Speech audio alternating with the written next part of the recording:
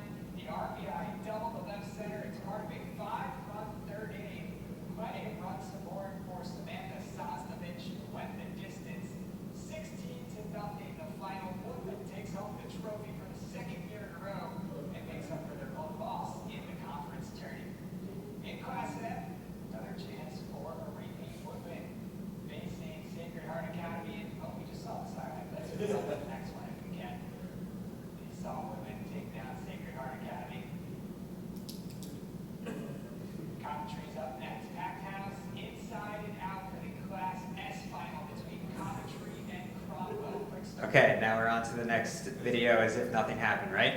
Well, that is not ideal. I can explain what happened. So during sports, on the weekends, we get 4 minutes. That day, and Dave actually shot that video, which is pretty cool. No, it was not your fault.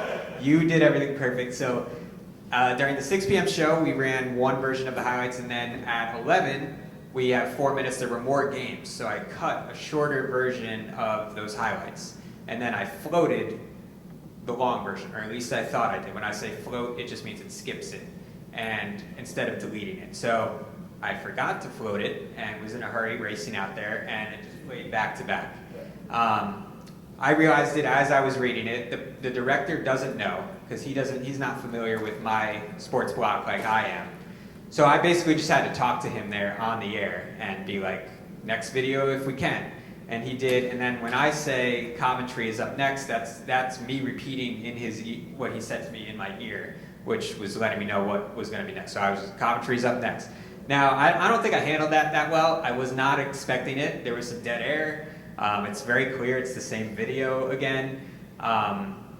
So what I would have done differently, and if this does happen again, I might try to make reference to it, be like, well, we just saw Woodland win, you know, we'd love to give them their due again, but there's other games to get to, like something like that. That comes after the fact. Like I wasn't quick enough on my feet in that. I just wanted to know where we were going next. And again, I did not plan for that. I was in a hurry, and that's the reason I didn't double check to see that it was floated. The reason I didn't delete it altogether is because we do morning sports, and I wanted to run the longer version in morning sports. So I was not prepared for that moment. But I think it's a good example of, you know, something went wrong. I tried to move on as fast as I could, acknowledged it, right? Because I didn't have any other choice. I wasn't just going to read the highlight again. I feel like that would be silly to do the same highlight over. Everyone's watching like didn't we just saw this and not acknowledge it? So, you know, everyone knew something was wrong, tried to move on as fast as I can. And then at the end of the show, I did not mention it again, because if someone's tuning in, they don't know that anything went wrong, right? So I at the end of the show, just played it off like everything was fine. Again, not my finest moment, and not the end of the world. I've had worse too, but just an example of what could go wrong, and what I was saying before, acknowledging it, and then over communicating, which I did with my director, so that I can get to the next video. Next one we're going to take a look at. Any questions on that or any comments? You can tell me it was bad. It's fine. I think it's important to keep in mind too the consumer perspective. Yeah. Like, we're all hard on ourselves. That's not that bad. The same highlight plays twice in a row. I think when you see it, you understand that's what's happening. So like, what else could anyone expect from you, right? And like you said, you could have been funnier about it, sure, but I mean, you know, you just kind of rolled, let it go through, and then went on to the next one. I think, again, we can be perfectionists and hard on ourselves. It's important to keep in mind that I don't know that a viewer would have watched that and been like, man, this Matt guy, what's with him? That's nice of you to say. I hope so. I mean, I was hard on myself after, because I knew it was my mistake. Yeah. And I'm sure anybody who does this can relate to that. But I think you're right. There are definitely bigger problems that could have occurred. Yeah, I mean, you know, you pulled up the video and I was like, oh no, when does the curse word come out? When does the curse word come out? Okay. Yeah, so I appreciate you saying that too, because it could have been worse, and it has been worse, but just an example for you. This one, you probably have seen it. It went very viral. Samantha from Miami, live in the field during the Stanley Cup.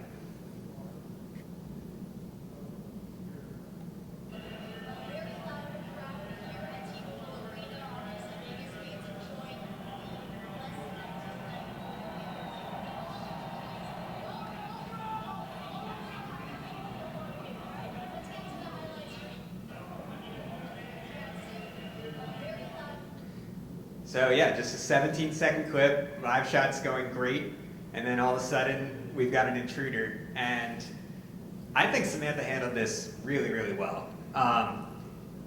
She was clearly aware of her surroundings. I think that's the most important thing in my first takeaway. She anticipated this, which is not easy to do. I think I get very locked in with the camera, and you have to be aware of your surroundings, especially in an arena situation like this with kind of rowdy fans. We covered the Final Four, UConn, and outside, you know, the fans are just going to jump in your shot. They want to get in there. It's their moment.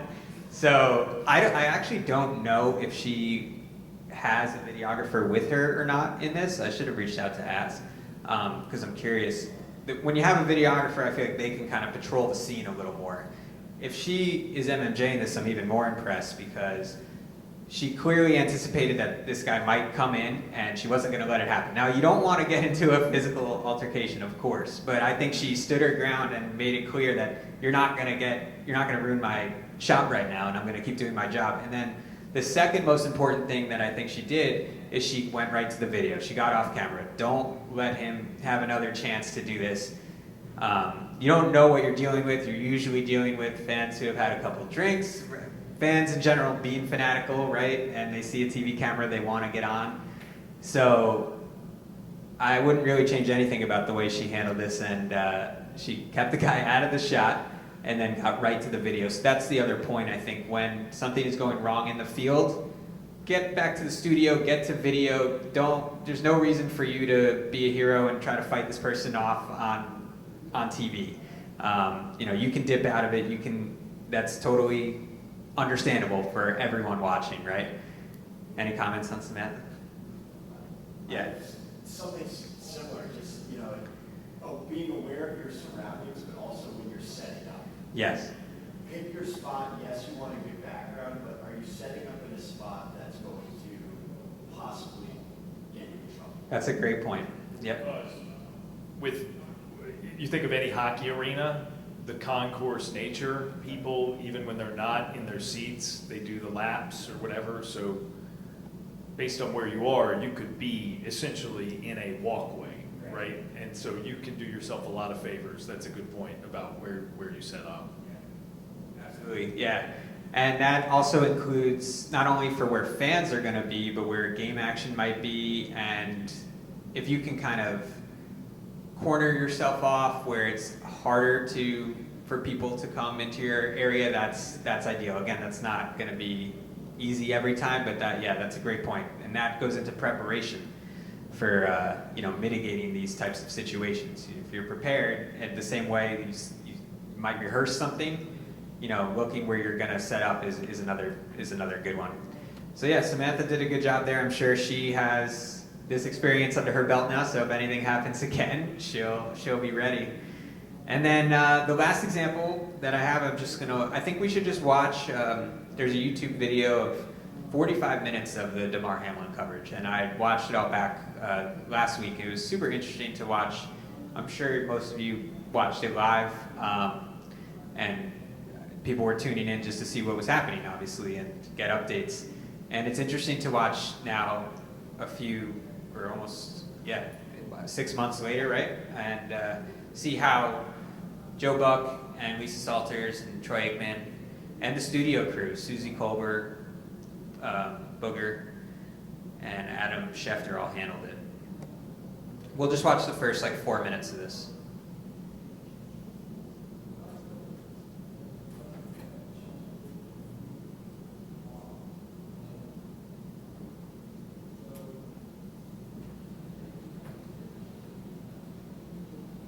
Well, you can see that the ambulance is out there on the field, and they are intensely working on Damar Hamlin.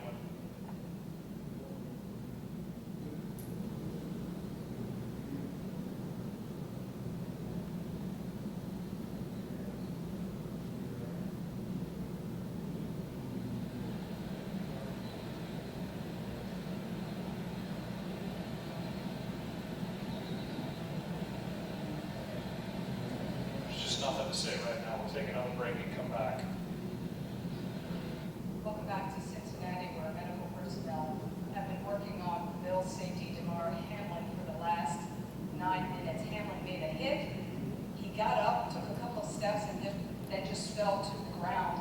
We don't know, of course, the extent of his injuries, but the entire Bills team is out on the field right now. Several players are down in the knees. Other players are holding hands, praying. You can just see the worried looks on their faces. As soon as we have more, Joe will pass it on to you guys.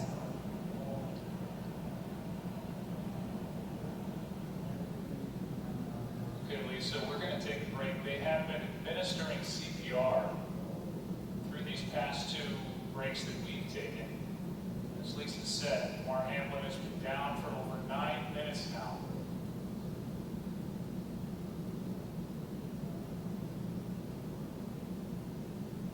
With everybody watching, praying, and hoping for the best.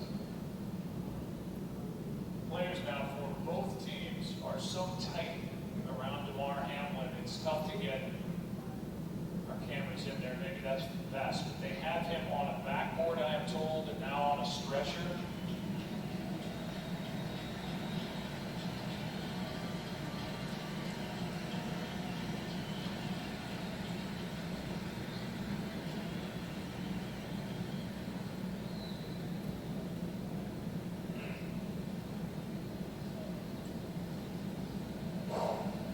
We'll send it away from here. Just nothing more to say at this point.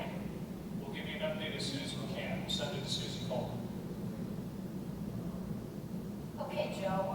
watching just this emotional scene play out in Cincinnati from here in our New York studios. Damar Hamlin, hit grad, 24 years old, administered CPR down, obviously, for an extended period of time. And just to watch the emotion in the players' faces, the fear, I mean, really just terrifying that he was up, collapsed to the ground. And it's one of those things that it doesn't look bad, but Boog, I mean, often that's how it is. It's not necessarily about a big hit, it's about the type of hit. Yes. We play hockey, and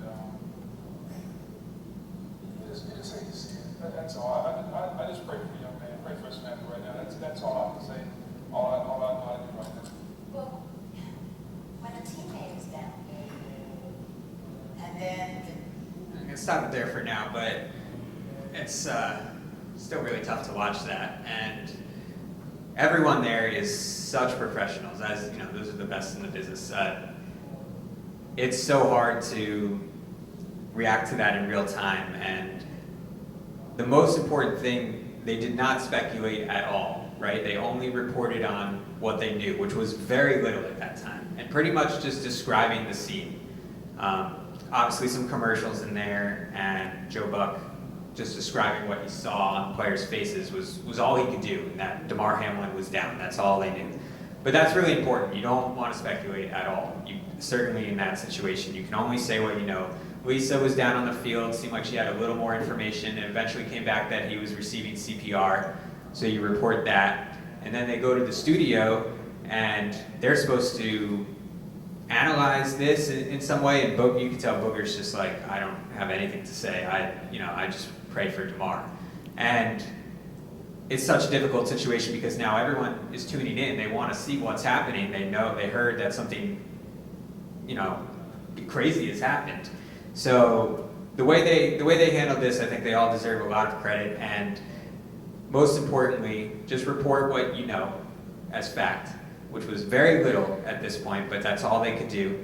And then as the clip continues, Susie goes on to ask about if the game's going to be resumed, which that became the bigger story as once we realized Damar was being transported to the hospital and all of that. But it's a really difficult situation that I think there's a bunch of lessons to be learned from.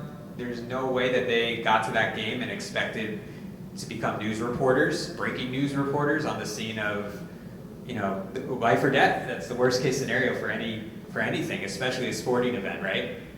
So Joe Buck and Troy, who we didn't hear from really there, but they're very equipped for that. I think most sports reporters, if you're in a newsroom, they'll tell you sports reporters are also pretty good news reporters, and it's because thinking on the fly, you're describing the play-by-play as you're just describing what you're seeing, right?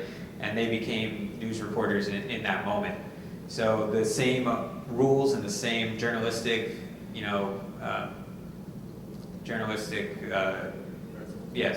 principles, thank you, that apply to news organizations, apply to us in those situations as well. So as a play-by-play guy, I'm curious to get your opinion on what you saw just from as that was all breaking. Yeah, I mean, often, like when we're on TV or radio or what have you, it's all because we don't have problems talking. Like we've got no issue being the ones that are having to say words.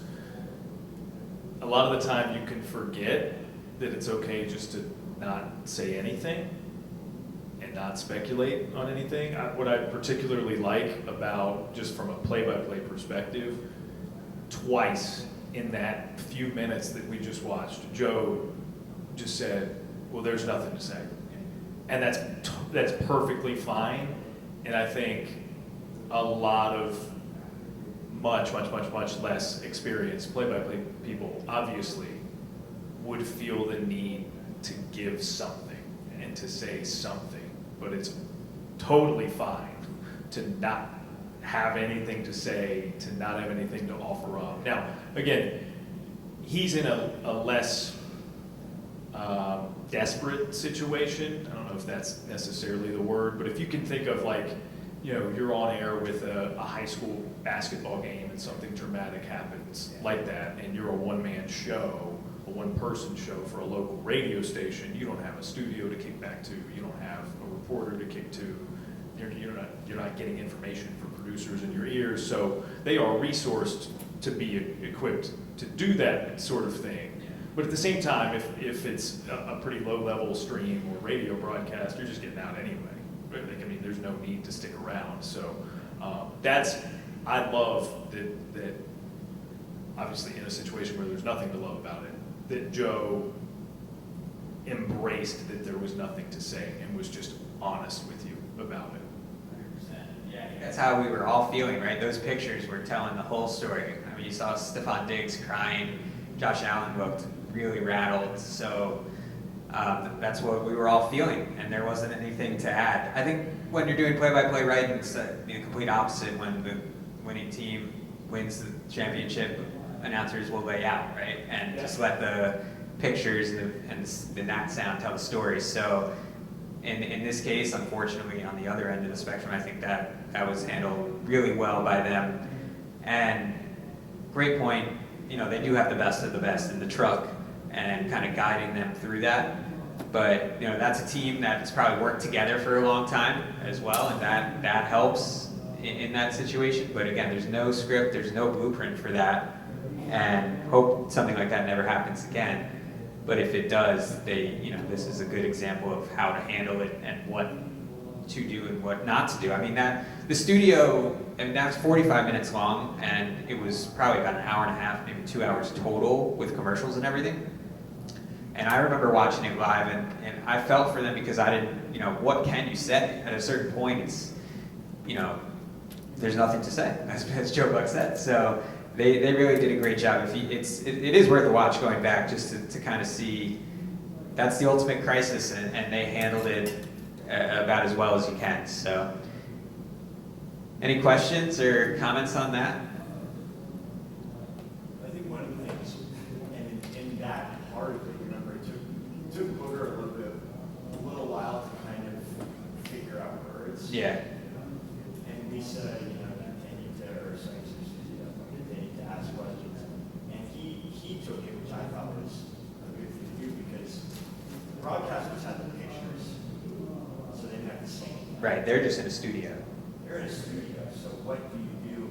And I thought it was appropriate work for him to speak as an NFL player, what the teammates, what that is like. Yeah. Like going to, that was the only thing you can speak on. You're not speculating, but just this idea of relating to as a former NFL player and what these teammates are. That's true. Yeah, that's his perspective, right? So that's all he can really offer in that moment, and that was needed, I think, to kind of get inside the heads of the guys that were going through this traumatic experience. So yeah, you're right. It did take Booger a little bit. He didn't really want to seem to answer anything. Same with Schefter, I think, in the beginning, and then the discussion kind of went on from there. But yeah, it's just a tough situation. Yeah. I had something similar. I did fill in for the Durham Bulls, minor league baseball, in Durham, North Carolina, not too far from here. Did anybody see the Jeff Passan piece on a pitcher named Tyler Zombro? This occurred not last summer, but the summer before. Pitcher for the Bulls in the Rays organization throws a pitch, comebacker gets him right in the head. I was calling that game. And it's one of those things where you don't want to go back and listen and watch, but once we figured out Tyler was going to be okay, which is a miracle, because once they called the game, we all pulled away certain that he was not going to get up. I was curious, how'd I handle that? And you go back and you listen to it, and I think I did okay, mainly because I didn't say a lot. But when the batter, who's a catcher for the Norfolk Tides, Brett Cumberland, I'll never forget it because of the significance of that moment. When he holds up at first base, he didn't even get through the bag because he knew what was going on. And so our camera, because it's simulcast radio and TV for MILB TV, they cut to him pulling up before he gets to first base. And so he just shrugs his shoulders and goes through the formality of stepping on the bag. And I don't remember word for word, but I'm just like, if you're Brett Cumberland, that's not the way you ever want to get a hit, or something like that, right? And then it was this whole process of Zombro's down, we're going to take a break, and I'm because we have 2 production teams because of the simulcasting, it's this fire drill where like I'm talking down the line to a radio producer, hey, what do you have spots wise? Just like throw them at me, like whatever you've got. I'm going to try and figure out what the deal is. So then I'm communicating with TV producer, which we don't have talkback for. They're just in the next room. So you crash out of the room and go in there. And it's like, hey, what's the plan? That sort of. And I'm just the number 2. I was filling in, literally. Like, so no, it was a wild night. And I had a former major league player, Scott Hose, as analyst with me, who also is a father of a guy who plays. So he sort of viewed it from that perspective. Sort of in a similar way that Booger did, he just put it into the dad. He's like, dude, if I was at a game and that was my son, like I can't imagine. Or if it was a teammate, I can't imagine. So we sort of left it at that. But it was eerie. It was really eerie. Takeaway after listening back, would you do anything different? I don't know that there is anything specific that I would do, because like, I blacked out. I blacked out. I had no idea what I said. I barely remember driving home. So when I went back the next day and heard myself say that about the batter, sort of in the immediate, and I kind of gave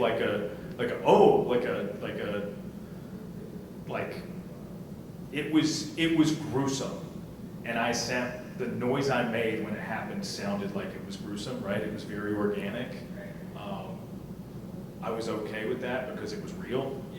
And then, again, the line about the batter, I think all in all, I felt okay about it. We apparently had some technical stuff later because I was juggling communication with producers, so some of the talk down the line for radio came through on TV, which was not bad stuff, but I was just like, Brian, I've got no idea what's going on. No idea. Like, we're working with no info, and they're still working on it, and that sort of thing. And, Well, you said before, too, the viewer understands that. they get it. They don't know who Brian is, the person. They don't know exactly who it is, but they understand the context of I'm talking to someone. And so, if anything, it's certainly not the cleanest production, but if anything, it sort of makes me seem human.